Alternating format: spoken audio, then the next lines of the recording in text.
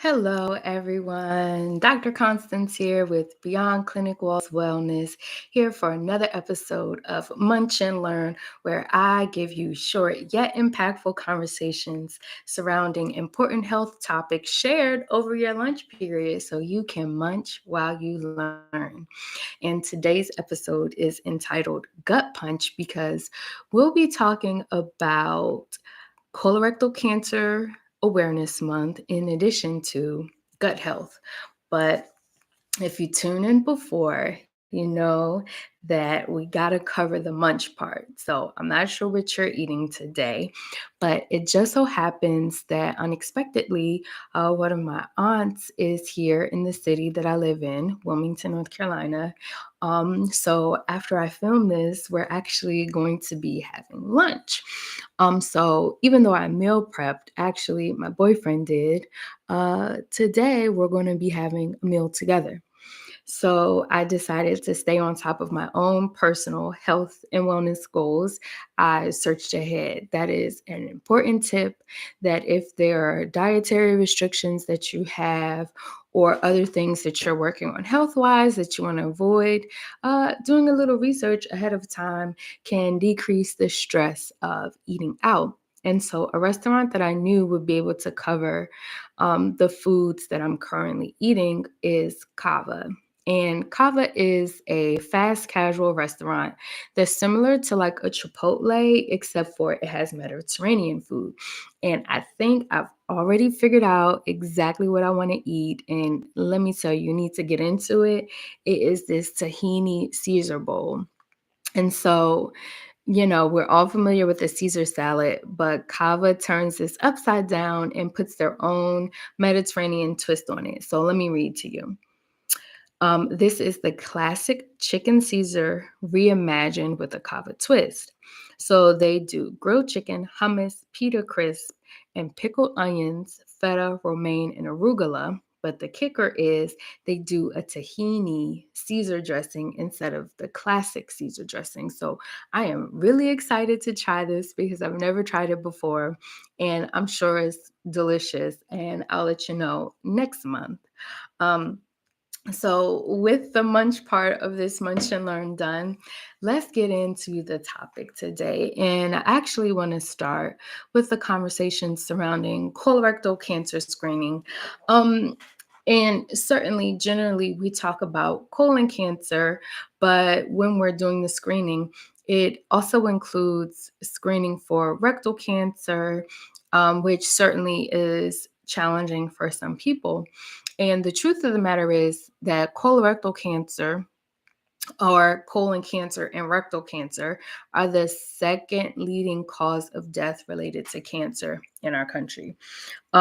So the fact that 1 in 24 people are diagnosed with colorectal cancer in their lifetime should be good reason for us all to take a little time to learn more about getting screened for colon cancer. And the thing is that until recently, the recommendation was that you started colon cancer screening at the age of 50.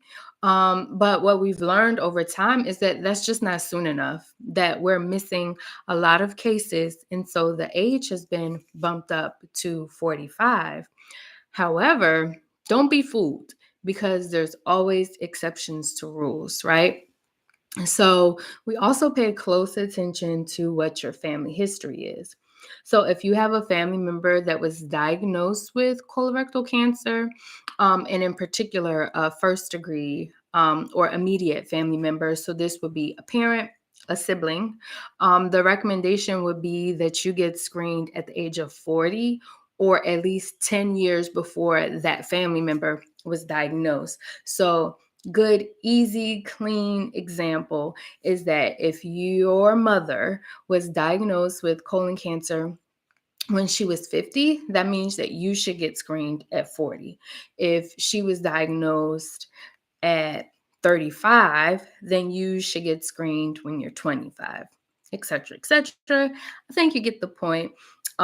However, certainly with this change in the overall recommendations, I'm excited that so many people are going to avoid the stress and morbidity and challenges with the health that could come from an advanced colon cancer. And so, of course, that begs the question, well, how exactly is it that we screen for colon cancer? And when I'm talking to patients in my clinical practice, the way that I approach this conversation is that in a lot of ways, I sort of rank it as like a gold, silver, and bronze approach. So there are generally three different options that you can use to screen for colonoscopy, and we use them based on risk factors. But how specific and sensitive they are to detecting colon cancer is why I put it in the gold, silver, bronze category, right? So at the bottom in the bronze, you have stool testing for blood. And so, why this is helpful is that if you have polyps or precancerous lesions inside of the colon, it becomes more irritated, and there is microscopic blood that bleeds out into the colon. So, you do this particular test once a year, and if it's positive, it lets us know that there might be some other concern. The challenge, of course, is with that, people bleed for different reasons, right? So you could have hemorrhoids, you can have irritable bowel syndrome or Crohn's disease. And so that would make a test for blood less accurate in you and less specific, of course, to cancer itself. So that's why it's sort of at the bottom. Also, you have to do it every year, which can be problematic to remember or create a burden for some people. So then that silver option is actually testing not only for blood, but for modified DNA, which could be signs that someone has cancer. And we often refer to this, or we commercially know this as Cologuard. So Cologuard is a test that is not only looking for the blood, but looking for, how I like to describe it, the DNA of the cancer cells. And so the good thing about this is that it's more specific than testing for blood alone. So that makes it more accurate in actually detecting cancers. And it detects about 93% of cancers, which is pretty good. And that's even advanced staged cancers. And so the good thing about this is if it's negative, you only have to do it every 3 years. So that starts to decrease the burden for the average person. However, similar to the stool testing for blood, if you have certain chronic conditions or if you've had colon cancer before, this is not going to be as accurate for you. So then we get to the what a lot of people consider the gold standard, which is doing a colonoscopy or a sigmoidoscopy. And the best way to understand that is that a practitioner is taking a camera and going through the rectum. Sorry if you're still eating your lunch and have a sensitive stomach. This might not be the best conversation for you right now. So just put the fork down for just a little bit of a second. But, anyways, the colonoscopy and sigmoidoscopy specifically takes a camera through the rectum after it's been totally cleaned out and visualizes the inside of the colon. What us doctors love about that is that if we see something abnormal, we're going to take a sample of that immediately.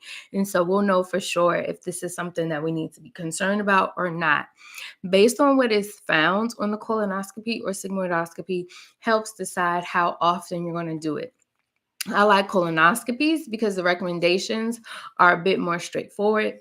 If your colonoscopy is completely negative, that means that you get another colonoscopy in 10 years or under the circumstances that you have a gastrointestinal issue. The sigmoidoscopy, it gets a little bit more complicated. And honestly, I don't have patients that get sigmoidoscopies very often.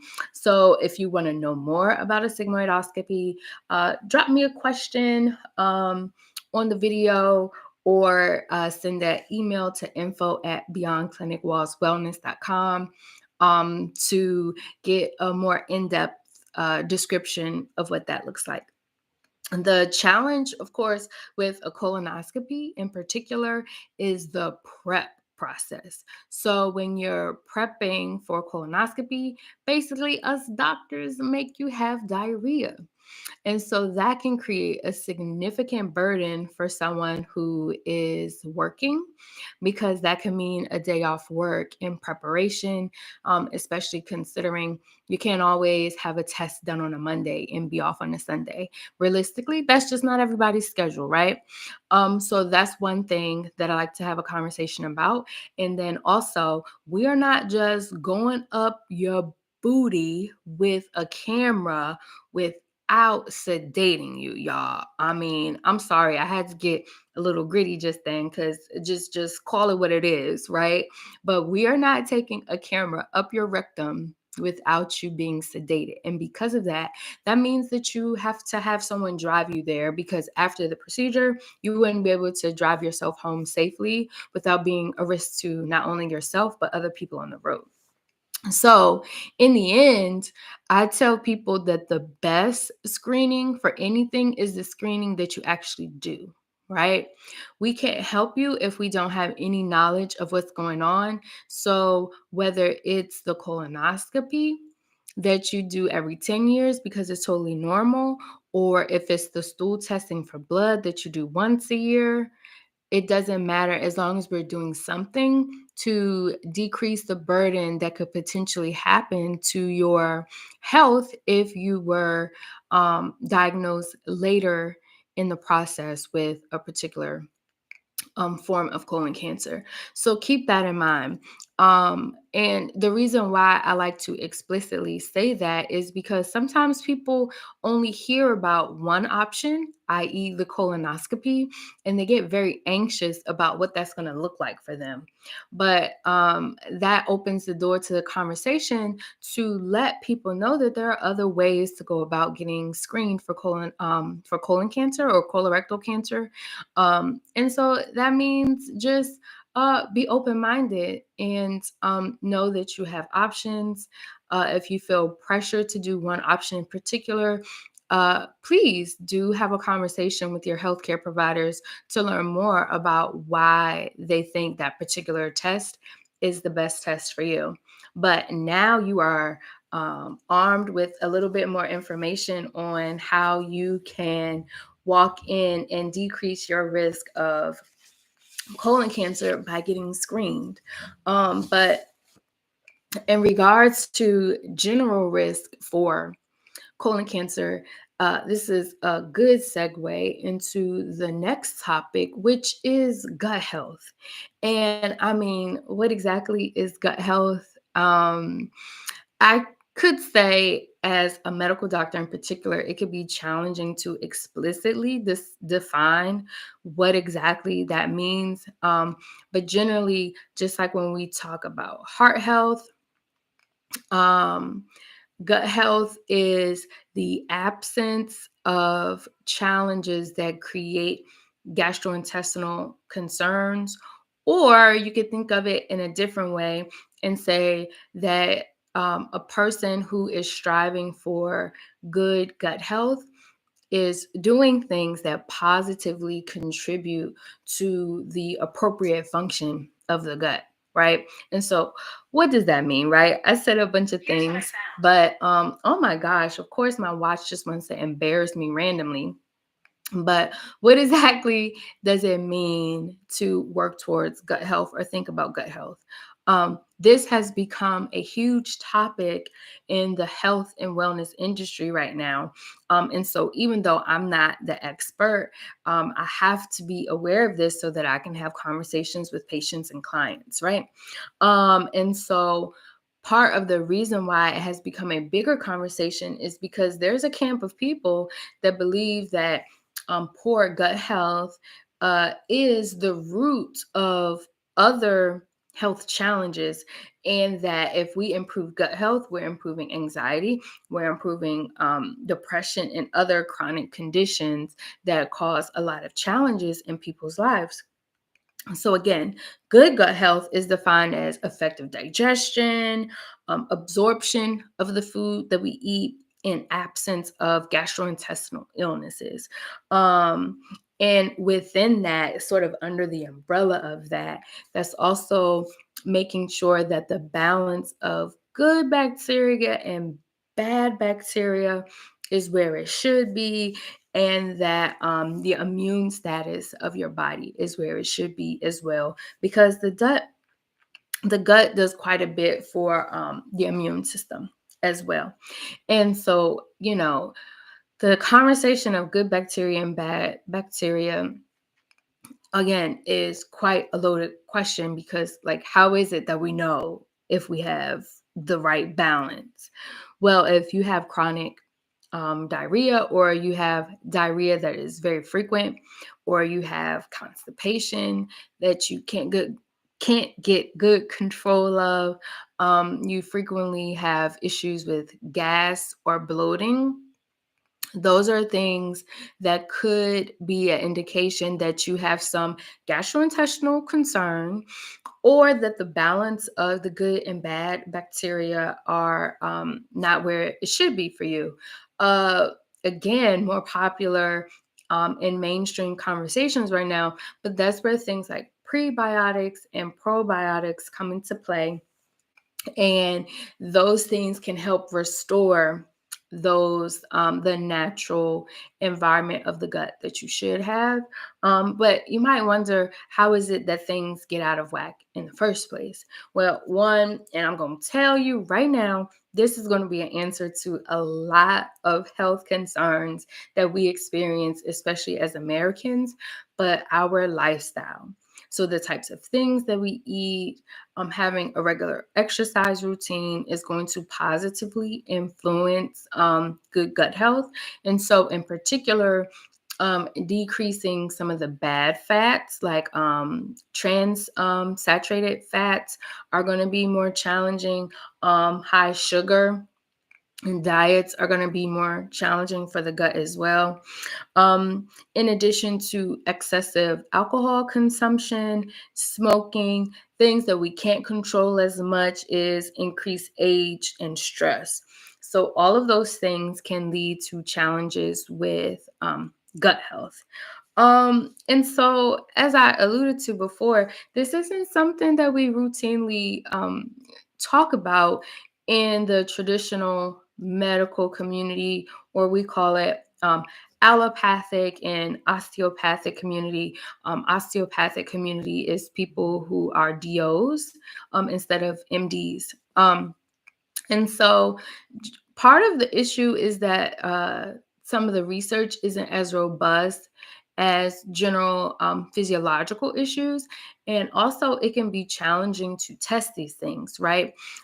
However, I would predict within the next 5 or 10 years, some of these testings and conversations are going to become even more mainstream with your primary care doctor, your gastroenterologist. But for now, let me give you a little tip on what you can do if you're specifically concerned about your gut health. Um, I am totally open to saying when I am not sure how to approach a certain medical condition. I think that is one of the most important parts about being a primary care provider, and one of the tenets of how I was trained as a family medicine physician. I do absolutely everything that I can for my patients. As a coach, I do everything that I can within the realm of what's appropriate and makes sense. But when I don't know what the answer is, I have to be willing to refer and direct people, and have the knowledge to be able to identify that and direct people where they need to go. And so, this specialty of medicine and the health and wellness industry that more specifically addresses this is actually functional medicine. And in functional medicine, doctors, in addition to nurse practitioners and physician's assistants, receive additional training that emphasizes not only diagnosing illnesses, but getting to the root cause of specifically what's wrong. And sometimes that's easy in some situations, and other times it's not, right? So, for example, if someone has a urinary tract infection, we get a urinalysis or a sample of their urine. We run that in the lab, and there are characteristics of the components of that urine that would let us know if a person was likely to have a urinary tract infection. In addition to that, we could send a culture um, to through the lab as well that can tell us the specific bacteria that is causing that infection, and that can help guide our treatment. Right, it helps us more effectively choose an antibiotic. However, if someone has diarrhea and we do a test and we don't see any particular infection that's going on, and we did a colonoscopy and we don't see a particular gastrointestinal diagnosis like inflammatory bowel disease, um, then what is it that we do? Like they don't have Crohn's, they don't have ulcerative colitis, we don't see blood in their stool, then what's the diagnosis? Well, there are testings that can give you an idea of what the microbiome of your gut or the bacterial environment of your gastrointestinal system. And that's one of the things that functional medicine providers actually do. And I am not ashamed to say that I have sent patients of mine to functional medicine providers because of the increased breadth or the level of testing that they do as far as in addition to looking at the gut, looking at different micronutrients that a person might have challenges with, and they focus on total nutrition at the micronutrient as well as the macronutrient level, in addition to the gut environment.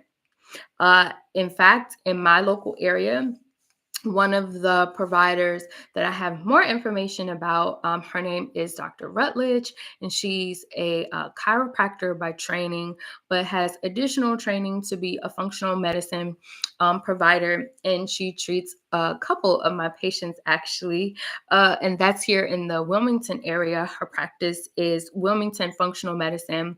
But if you Google functional medicine in and then insert your city, I'm sure you will find something that will kind of guide you, if not in your actual city, close by, so that you can get a little bit more information about that.